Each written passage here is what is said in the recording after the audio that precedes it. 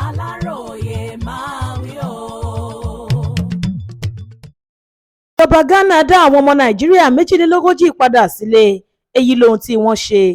Ó kéré tán àwọn ọmọ Nàìjíríà 42 tí ìjọba orílẹ̀-èdè Ghana fẹ̀sùn kàn wípé wọ́n hu ìwà ọ̀daràn àtàwọn ìwà míì tó lòdì sófin lórílẹ̀-èdè náà ni wọ́n ti dá padà sórílẹ̀-èdè wa báyìí lẹ́yìn tí wọ́n ti parí iye ọdún wọn nínú ọgbà ẹ̀wọ̀n tí wọ́n sọ wọ́n sí lórílẹ̀-èdè Ghana.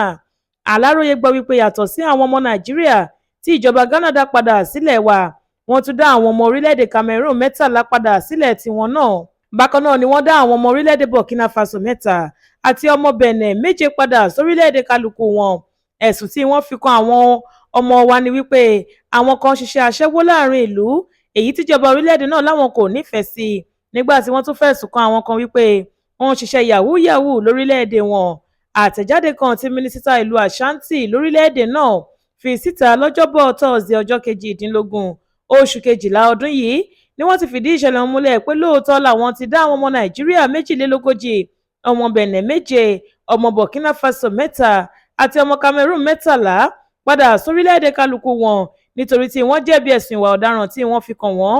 Ní ti àwọn ọmọ Nàìjíríà, ẹ̀sùn iṣẹ́ aṣẹ́wó àti iṣẹ́ yahoo yahoo ni wọ́n fi kan púpọ̀ nínú wọn. Mínísítà ọ̀hún wá gbóṣùbà ńlá fáwọn agbófinró orílẹ̀-èdè Ghana fún bí wọ́n ṣe ń ṣiṣẹ́ wọn pẹ̀lú orí pípé tí wọ́n sì ń fọwọ́ òfin mú àwọn afurasí ọ̀daràn lórílẹ̀-èdè náà nígbà gbogbo. Ó ní báwọn òṣìṣẹ́ ẹ̀ka àjọ tó rí sọ́rọ̀ ibodè lórílẹ̀-èdè náà, ìyẹn Ghana Immigration Services, ṣe ń fọwọ́ òfin mú àwọn afurasí ọ̀daràn lórílẹ̀-èdè náà dáa gidi nítorí pé àwọn kò ní lajú àwọn sílẹ̀ kí àwọn àjòjì wá máa ba ìlú jẹ́ mọ́ àwọn lórí.